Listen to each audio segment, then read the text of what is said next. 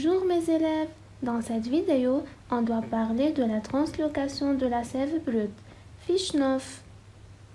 Avant de commencer, vous avez besoin de la fiche de biologie et un stylo. Et s'il vous plaît, asseyez-vous dans une chambre calme et concentrez-vous. Les objectifs de cette vidéo sont déduire que dans la plupart des plantes, la sève brute est transportée par des vaisseaux conducteurs. Identifier les vaisseaux conducteurs. Différencier entre absorption et translocation. Dans la vidéo précédente, nous avons appris le processus d'absorption. Et on a dit que l'absorption, c'est l'entrée de l'eau et des sels minéraux par les poils absorbants. Après être entrés, l'eau et les sels minéraux forment la sève brute. Quel est le devenir de la sève brute trouvant dans la racine? Qu'arrivera-t-il à la sève brute? Où la sève brute se déplacera-t-elle? Pour répondre à cette question, on va regarder la vidéo suivante.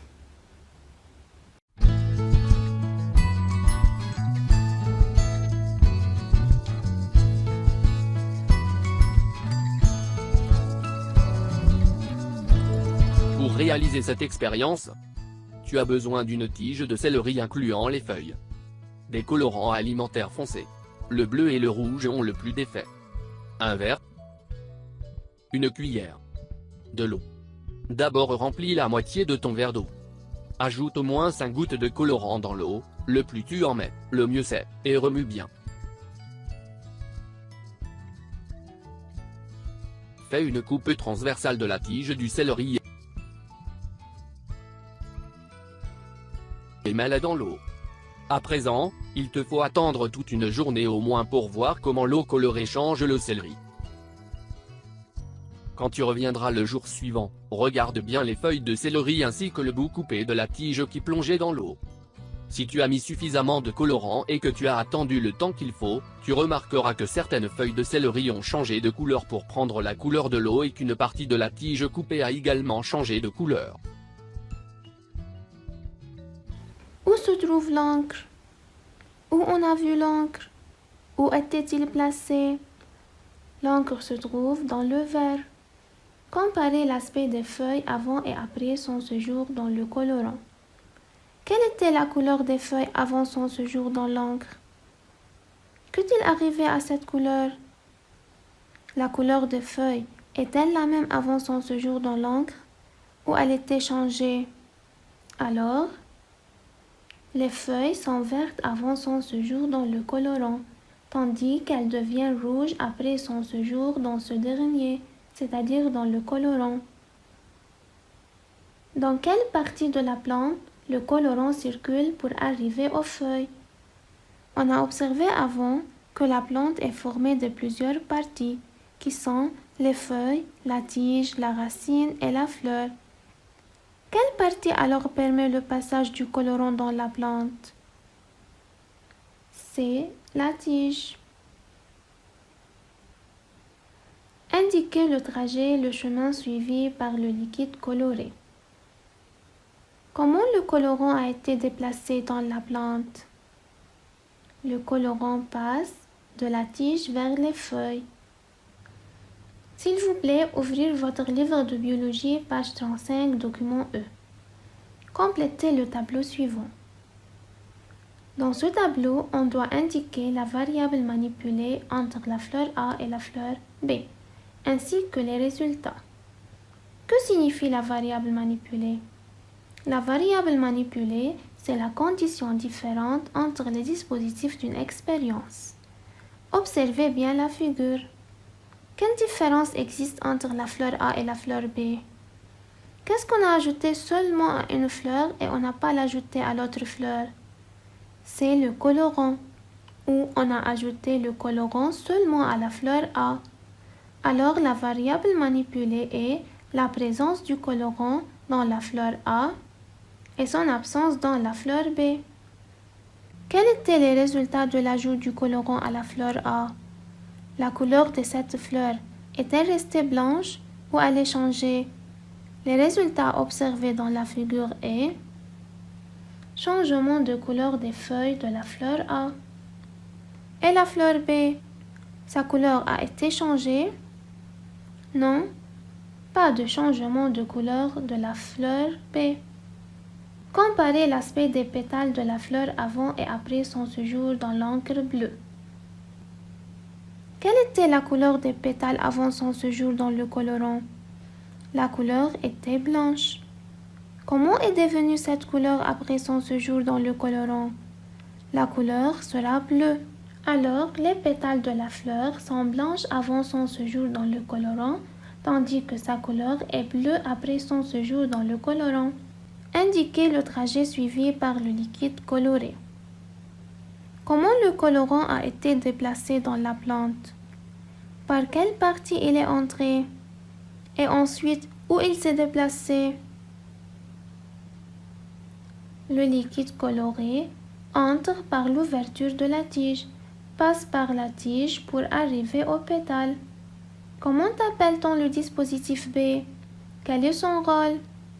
Pourquoi nous avons utilisé la fleur B à laquelle nous n'avons pas ajouté du colorant? Pourquoi la fleur B est placée en absence du colorant? Qu'appelle-t-on le dispositif qui n'est pas manipulé? Quelle est son importance?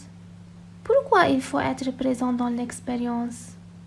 Alors, le dispositif B est appelé le dispositif témoin. Son rôle est, il assure la comparaison entre les résultats à la fin de l'expérience et par suite le rôle de la variable manipulée. À travers quelle structure la sève brute circule dans la plante? Pour répondre à cette question, on a pratiqué des coupes transversales et des coupes longitudinales des différentes parties de la plante.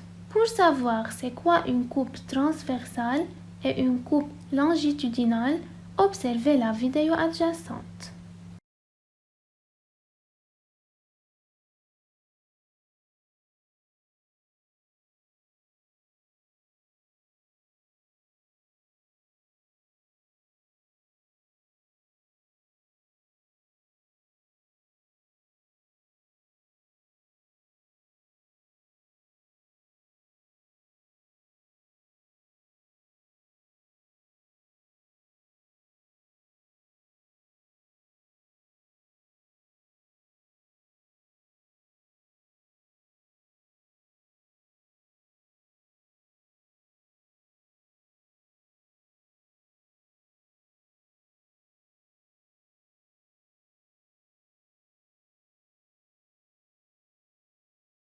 Ce sont les coupes transversales des carottes et les coupes transversales d'oignons, alors que ce sont les coupes longitudinales du carotte et les coupes longitudinales d'oignons. Des coupes transversales et des coupes longitudinales des différentes parties de la plante. Ici, on a des coupes transversales des différentes parties de la plante et qui sont observées au microscope, alors que dans ces figures, on a des coupes longitudinales des parties de la plante et encore sont observées au microscope. Ces figures montrent la présence des tubes très fins qui sont appelés les vaisseaux conducteurs. Quelle est la forme, l'aspect des vaisseaux conducteurs? Pouvez-vous décrire les vaisseaux conducteurs que nous avons vus dans les deux coupes? À quoi ressemblent-ils? Les vaisseaux conducteurs ont la forme des tubes très fins. Où les trouve-t-on? Dans quelle partie de la plante on peut voir les vaisseaux conducteurs? Où on les trouve? On les trouve dans les feuilles, les racines, la tige et les fleurs. Indiquez le rôle des vaisseaux conducteurs. Quelle est la fonction des vaisseaux conducteurs? Que transportent-ils? Les vaisseaux conducteurs font circuler la sève brute des racines dans la tige pour arriver aux feuilles. Comment on appelle le phénomène du passage et du transport de la sève brute des poils absorbants jusqu'aux feuilles? C'est la translocation ou la circulation. Évaluation. Nommez la partie indiquée. Qu'appelle-t-on cette partie? Cette partie est les vaisseaux conducteurs. Comment est l'aspect de cette partie? Quelle est la forme de ces vaisseaux? Les vaisseaux conducteurs ont la forme des tubes très fins.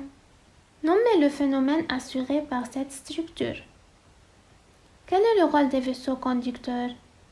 Les vaisseaux conducteurs font circuler la sève brute des racines jusqu'aux feuilles. Alors, le phénomène assuré par les vaisseaux conducteurs est la circulation ou la translocation.